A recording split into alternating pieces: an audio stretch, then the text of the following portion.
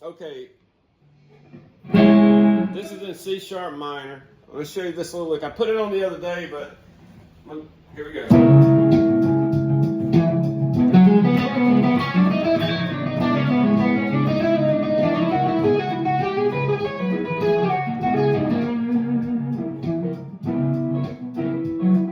Okay, that's the first lick. The second lick.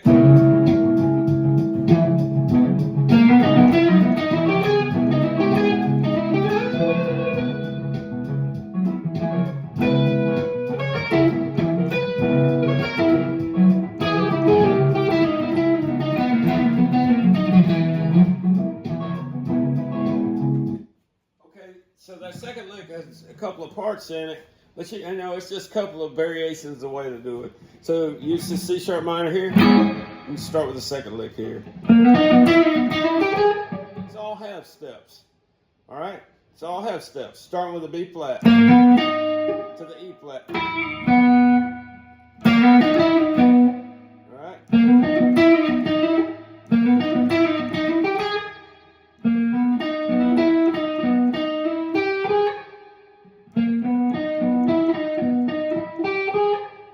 All right. Then you just hammer it on.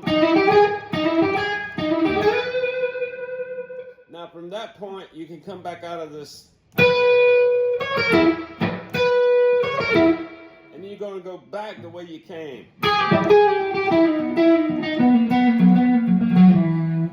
All right? So you're doing the same half step motion on the way back.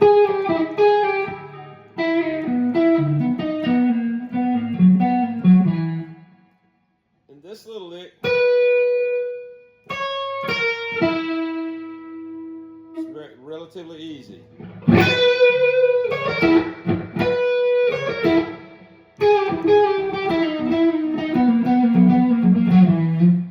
All right. The first lick. So the first lick is.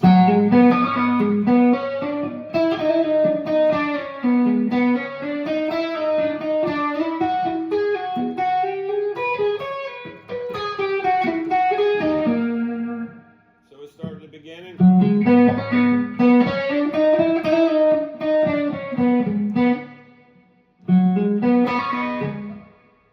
You don't necessarily have to tap on if you don't want. All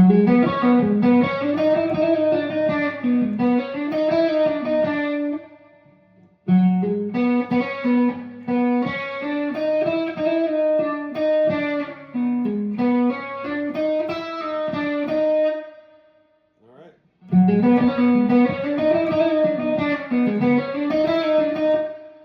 From that last lick, you're going to slide down to the E note.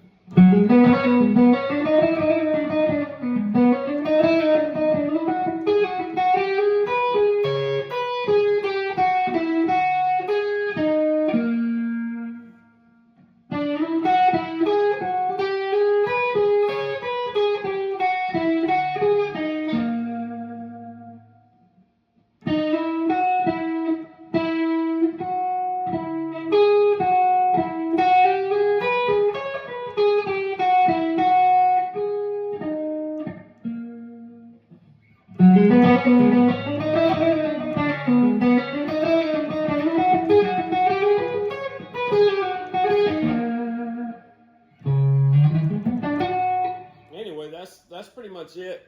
I don't, as far as the scales, I don't know. It's like a part of a minor pentatonic, part of a natural minor, part of a harmonic minor. There's a lot of little pieces in there, different scales. I wanted to make a video about that very thing, how we, as guitar players, we kind of create all these boundaries and borders and put these blockades in the way of us, because there's so many videos out there. This scale goes over this progression, this scale goes over this progression and whatnot, and they're all correct. There's nothing wrong with that. There's nothing wrong with people who use it. But, we can knock that border down, and it's like, if you learn all the scales that would work over C sharp minor, if you learn every scale in the book that would work over this chord, that's all subjective to chord progressions, all right, to the progression of chords. But if we learned all those scales, it would cover every note. It would cover all 12 notes of music, even the F. And the F is what you flatten. It's the third, so it's what you flatten to make a C sharp into a minor. But in passing, you can even use the F in passing. You know, it's not something that you need to do unless it's a very quick thing, but it will absolutely work. So, and it shouldn't, because there's a rule that says it doesn't. And that's another thing. We have all these rules and all these borders and all these boundaries and all these doors which are closed. By learning these scales and only using, like we start playing in a scale and we just stay in that scale instead of focusing on the musical notes that surround the chord progression and the key of music that we're in and the chord progression that we're playing.